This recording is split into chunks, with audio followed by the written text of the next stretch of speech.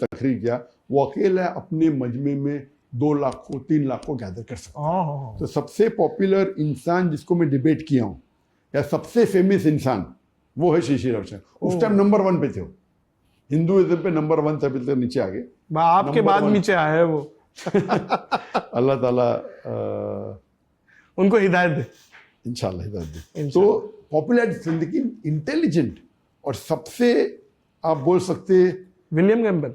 William Campbell का जो debate था, उनने जो रिसर्च की थी, ये was not a very good speaker, इतने अच्छे मुकर्रिर थी ने, लेकिन जो उनने तनकीद की कुरान की बारे में, उनने किताब लिखी थी, डॉक्टर मॉरिस बुकेल की सबसे फेमस किताब थी कुरान एंड साइंस पे, the Quran and modern science.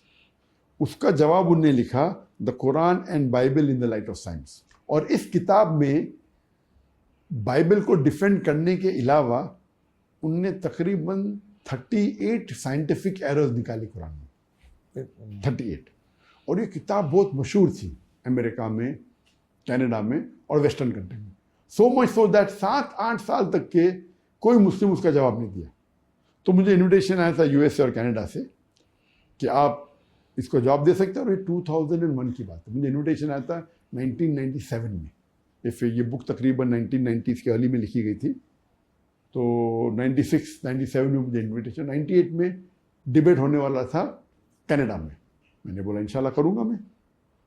फिर पोस्टपोन हो गया ईयर 2000 में। तो अप्रैल 1 इन द ईयर 2000 शिकागो में डिबेट ऑर्गेनाइज हुई। और उस वक्त ये किताब गैर मुस्लिम क्रिश्चियन इस्तेमाल करते थे मुसलमानों के साथ इन यूनिवर्सिटी। ये किताब पढ़ो, हमारे कुरान में इतने साइंटिफिक एरर थे, scientific error, how can be the word of God. इतने साइंटिफिक एरर्स है, खता है साइंस के बारे में, तो ये अल्लाह का कलाम तो हो ही नहीं सकता है। और मुसलमान जवाब दे नहीं सकते थे। अब इसके बारे में मैं इंसिडेंस कहूँगा आपको। एक बार मैं गया था सऊदी अरेबिया, तो वहाँ एक रियाद में एक सऊदी डॉक्टर मुझे मिला। बोला मैं आपको मिलने के लिए तरस रहा था। बोला मेरा मिजाज ऐसा है कि मैं दीदात का फ़ैन था, लेकिन कभी भी शेख दीदात के वीडियो डिबेट एक साथ में देख ही नहीं पाता था। मैं आधे घंटे से ज़्यादा देख ही नहीं सकता। तो अगर दीदात का डिबेट होगा 3 घंटे का, तो मैं 6 किश्तों में देखता हूँ, 6 पार्ट में। अगर 2 घंटे का डिबेट है तो 4 किश्तों में देखता हूँ। एक बार मैं मेरे दोस्त के वहाँ लंच के लिए गया और उसने प्ले किया आप विलियम कैम्पबेल का डिबेट। तो पहले हाफ एन आवर में विलियम कैम्पबेल बात कर रहे थे कुरान के खिलाफ, इतने मिस्टेक्स निकाले कुरान में, और वो डॉक्टर था। बोलते ये तो मैंने पढ़ा मेरे मेडिकल किताब में, ये मिस्टेक है, ये मिस्टेक है। उसको चेन नहीं आया, वो कंटिन्यू किया डिबेट देखते देखते। फिर मैं आया, मुझे जब देखा स्क्रीन पे, मैं तो उस टाइम मशहूर था नहीं, तो बहुत तेज में आया। वो सऊदी मुस्लिम डॉक्टर बोलता है ये विलियम कैम्पबेल कौन है, इतने मिस्टेक निकाल रहा है कुरान में, मैं डॉक्टर हूँ और ये सब मेडिकल बुक में लिखा हुआ है। और उसको जवाब देने के लिए कौन ये नौजवान लड़का, कौन है ये डॉक्टर जाकिर नाइक, ये बिका हुआ है। तो बहुत तेज में था। बोलते ये इतना ज़ईफ इंसान और ये लौंडा ये तो वन साइडेड हार जाएगा, वन साइडेड, और ये बिका हुआ मुसलमान है। अल्लाह अल्लाह। और बाद में सॉरी बोला मुझे। बोला मैं बोला कौन है ये, इतने बड़े बड़े आलिम में कौन है ये जवाब देने वाला, वो भी शिकागो में हो रहा है, इतना डिबेट मजमा हजारों का, ये क्या जवाब देगा। और उनने मेरे जवाब सुने। उसके बाद इतना मुतासिर हुए जो मुझे जाकिर नाइक से मिलना है। वाह। तो उसका मतलब ये मैं कहना चाहता हूँ कि विलियम कैम्पबेल का जो लेक्चर था, एक मुसलमान सऊदी, और सऊदी तौहीद पे होता है, डॉक्टर, मेडिकल डॉक्टर, वो कह रहा है कि इसका जवाब मेरे पास ही नहीं।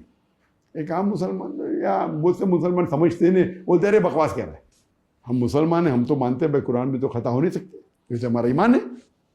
लेकिन उसने जो तनकीद की कुरान के बारे में, अक्सर जिसके पास साइंस की नॉलेज है उस तनकीद को अग्री करेंगे अनलेस आपके पास डिबेटिंग स्किल है या आपके पास उसका जवाब है।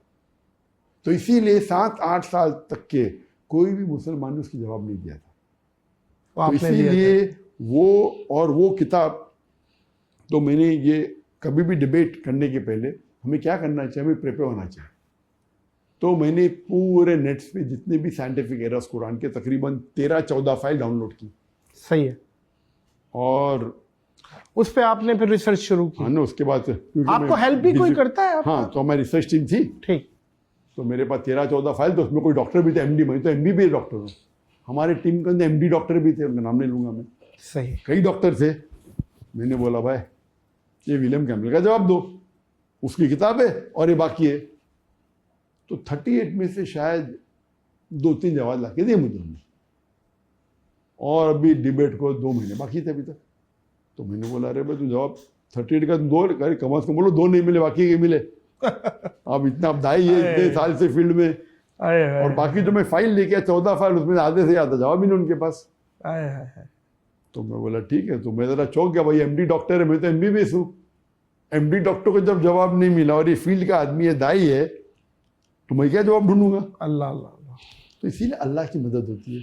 तो 1 महीना बाकी था डिबेट के लिए, तो मैं 1 महीना तो कम से कम पहले डिबेट के लिए खुद प्रिपेयर करता था, अभी बहुत कुछ था। तो 1 महीने पहले मैं शुरू किया, और माशाल्लाह शुरू किया, चंद दिन में खुद आप पे आमद हुई अल्लाह ताला की तरफ से? नहीं, जब चीज़ों मैं में? नहीं, देखो इल्म एक चीज़ है और एक अल्लाह की मदद एक चीज़ है। सही। तो मेरे जो भी मैं तकरीर करता हूँ, मेरे हिसाब से अल्लाह की मदद सबसे अहम है। बेशक मेहनत तो है, बेशक। तो इसीलिए मैं कहता हूँ कि कोई भी काम में सफल होने के लिए तीन रूल है।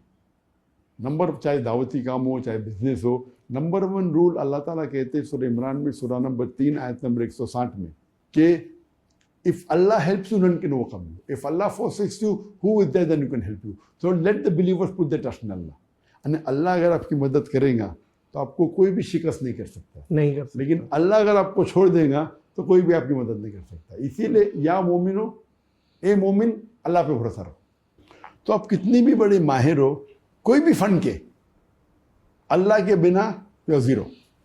तो वो सवालात कैसे फिर वो आपके जहन में है? जी हाँ, तो पहला ये सेकेंड फॉर्मूला है, अल्लाह ताला फरमाते हैं सूरह अनकबूत में, सूरह नंबर 29 आयत नंबर 69 में, अगर आप अल्लाह के राह में जिहाद करेंगे, जिद्दोजहद करेंगे, तो अल्लाह ताला आपके रास्ते खोल देगा।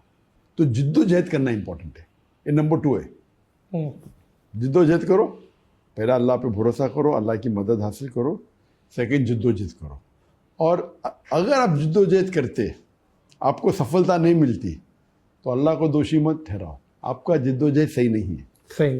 क्योंकि अल्लाह ताला का वादा है, आप जिद्दोजहद करेंगे अल्लाह ताला रास्ते खोलेंगे, अगर रास्ते नहीं खोल रहे तो आप भी गिलती है। सही। आप समझ रहे आप जिद्दोजहद कर रहे लेकिन नहीं कर रहे, तो नंबर 2 हो गया।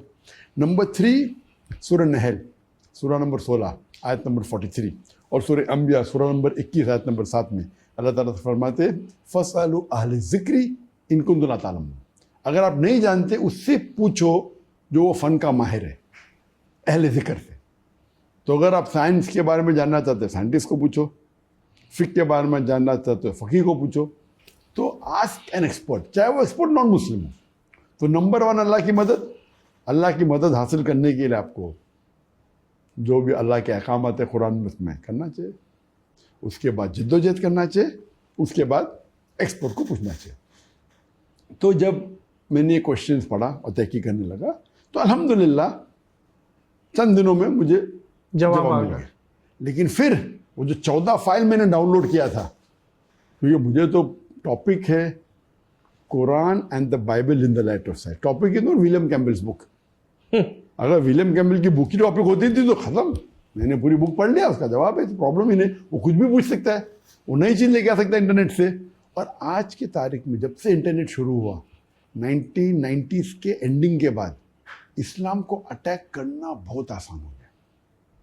आप जाओ कोई भी वेबसाइट के ऊपर, एंटी इस्लामिक वेबसाइट पे डाउनलोड करो, आपको सैकड़ों अटैक्स मिलेंगे। चाहे कुरान के अंदर अरबी गलतियाँ निकालेंगे, है तो नहीं अल्हम्दुलिल्लाह, साइंटिफिक गलतियाँ निकलेंगी, कॉन्ट्रडिक्शन दिखेंगे। अगर आपको डिबेटिंग का फन नहीं है तो आप जवाब ही नहीं दे पाएंगे। आप बहुत बड़े आलिम होंगे, लेकिन डिबेटिंग अलग फन है। सही है, एग्री। तो डिबेटिंग के लिए इल्म की ज़रूरी है, लेकिन more important is that you should know how to have debating skills. तो जहाँ तक ये विलियम कैम्बल की किताब का सवाल था, वो तो अल्हम्दुलिल्लाह 4-5 दिन में प्रॉब्लम सॉल्व हो गया। लेकिन वो जो 14 फाइल डाउनलोड किया था मैंने अटैकिंग इस्लाम, उसके आंसर ढूंढने में तो वक्त लग गया। माशाअल्लाह विलियम कैम्बल ने अपने बुक के बाहर एक कदम रखा नहीं, वो समझा बुक उसकी अल्टीमेट थी, 8 साल तक कोई जवाब नहीं दिया, ये आके क्या जवाब देंगे। तो मेरा तो जवाब तो पूरा तैयार था। माशाल्लाह।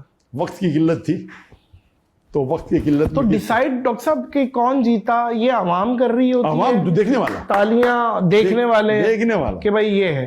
तो उनके तरफ से एक चेयरमैन था, हमारी तरफ से एक चेयरमैन था। ऐसा तो नहीं है कि क्रिश्चियनिटी ने बोला हो कि विलियम गैम्बल जीता? मुझे लगता नहीं कोई बोल सकता, खुद ही जब शिकस्त मान ली स्टेज में, अच्छा, खुद मान ली? खुद ही उन्होंने मान ली। बोले डॉक्टर साहब का लेक्चर सुनने के बाद मुझे बाइबल वापस से पढ़ने पड़ेगा। उसका जो गोरा चेहरा लाल हो गया था, ये शिकस्त है। तो उसने तो ये शिकस्त शिकस्त मान ली। है, 100%। तो कोई ऑडियंस में अगर बोला फिर भी विलियम कैम्बल जीता, तो वो बेवकूफ इंसान। हाँ नहीं, ये तो बराबर फिर ना? क्लियर हो तो गई। एक होता है नॉकआउट पंच, नॉकआउट पंच। एक होता है विनिंग विद पॉइंट्स, एक होता है यूनानिमस डिसीजन, एक होता है नॉकआउट पंच। तो ये डिबेट तो एक होता है उल्टा करके मिर्चों की धुनी देना। आपने वो किया है।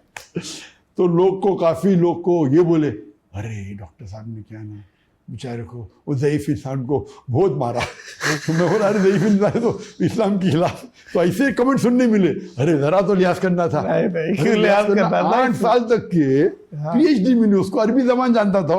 ओ, आप समझे ना? जी जी। तो लेकिन वो देखेंगे आप, चेहरा उसका गोरा चेहरा एकदम स्टार्टिंग में तो आ गया, एकदम मुंह लटक गया उसका, एकदम लाल हो गया। आप देखेंगे डिफरेंस ना। तो अल्हम्दुलिल्लाह अल्लाह। उसी तरीके से आप देखेंगे जब नॉनवेज डिबेट में इंडियन वेजिटेरियन कांग्रेस का प्रेसिडेंट जवेरी अच्छा, बोलता है, have to go, have an appointment. अरे डिबेट चल रहा है, प्लानिंग हो गई, तुमने मुझे चैलेंज किया, टाइमिंग फर्स्ट दे, अभी डिबेट खत्म ना, मुझे जाने का मेरा अपॉइंटमेंट है, अभी क्या हो सकता है इसका? वही भागना। तो ये तो एकदम डिबेट है। वो मुझे चैलेंज कर रहा है, बोलता मैं मेरे ऑडियंस लेवल क्या हुआ है, ये टाइमिंग सेट हो गई पूरी, अभी बाकी 1 घंटा। आप बोलते अपॉइंटमेंट है। और उसका चेयर, हर डिबेट में 2 चेयरमैन होते हैं, उसके तरफ से मेरी तरफ से। तो उसका चेयरमैन जो था एक सुप्रीम कोर्ट का लॉयर था, सुप्रीम कोर्ट का लॉयर। तो डिबेट के बाद मैं उनको फोन किया, हो गई, दोस्ती हो गई थी। तो क्या मुझे बोलता है उनका, doctor Zakir, your first sentence of your lecture when you said that if you prove an apple is better than a mango, it doesn't mean apple is prohibited. You slaughtered him. You won the debate in 1 sentence. तो debate का topic था, is non veg food prohibited और permitted. वाह वाह। ये नहीं था कि नॉन वेज बेटर है का वेज बेटर है। टॉपिक था, इज नॉन वेज प्रोहिबिटेड और प्रोहिबिटेड। तो वो पूरे डिबेट में प्रूव करा vegetarian is better, vegetarian is better. और टॉपिक ये नहीं था विच इज बेटर, टॉपिक था is non veg prohibited for a human being. तो मैंने शुरू किया कि if you prove apple is better than a mango, that doesn't mean that mango is prohibited. तो वो लॉयर, उसका लॉयर, उसने कहा यही एक जुमला खत्म कर दिया। और मैंने बोला 1 sentence I one the debate. Yes, but फिर भी मैं टाइम तो है भाई, फिर अपन ये नॉकआउट पॉइंट दे रहे थे। पूरी खाल उतारनी है।